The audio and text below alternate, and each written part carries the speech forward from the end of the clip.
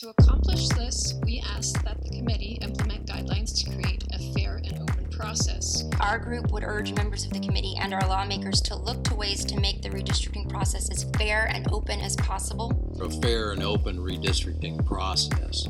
When I cross the street to visit my neighbors, I live on the odd side, they live on the even side. I cross from the 10th Congressional District to the 17th. I live within blocks of 4 congressional districts. At my age, I can take my dog for a walk and walk in 4 different congressional districts.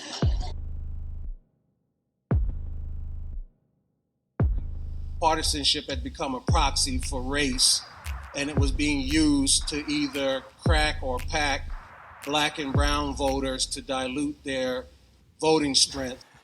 Here in Tarrant County, African American and Hispanic citizens had just succeeded in our long effort to elect our candidate of choice in Senate District 10. Yet the legislature deliberately attempted to undermine our efforts by shearing apart minority neighborhoods.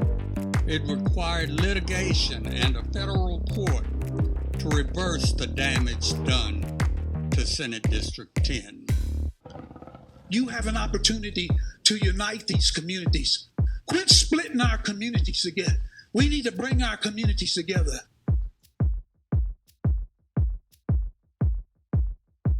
I wanted to quickly mention HB 1888, which was passed this last legislative session.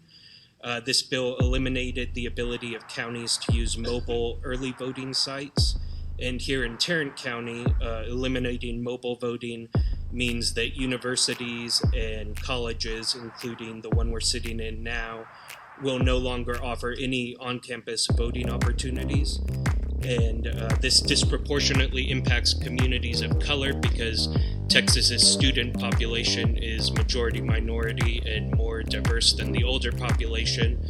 The students, as a consequence, were both furious and disheartened, and in some cases, effectively disenfranchised. There were a variety of reasons for this snafu, but the districts as currently drawn make voting difficult. Can I interrupt you? Is this because they don't have county-wide voting locations within that county? That is a factor. And so they were going by the districts? They were going by the districts. And yes. the district lines bifurcate the campus? They do. Okay, thank you.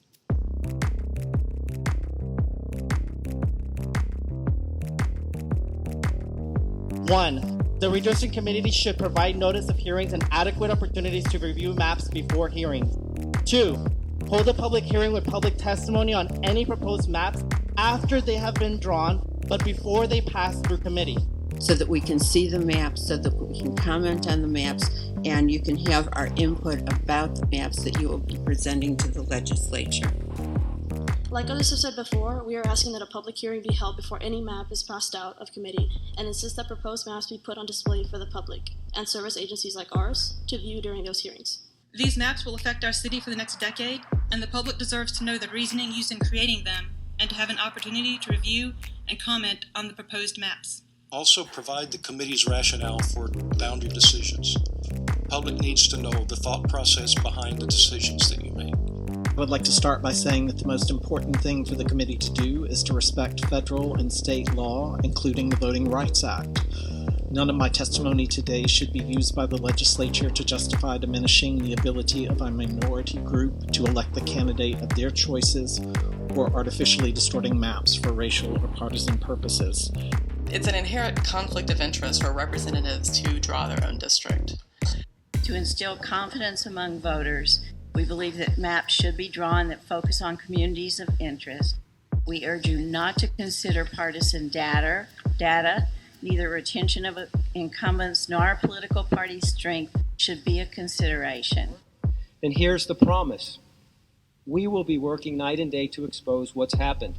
We believe that how redistricting is conducted should be an issue that politicians need to take a stand on, just like they take a stand on other issues, that they have to go to the public with and stand up for what they believe or what their position is.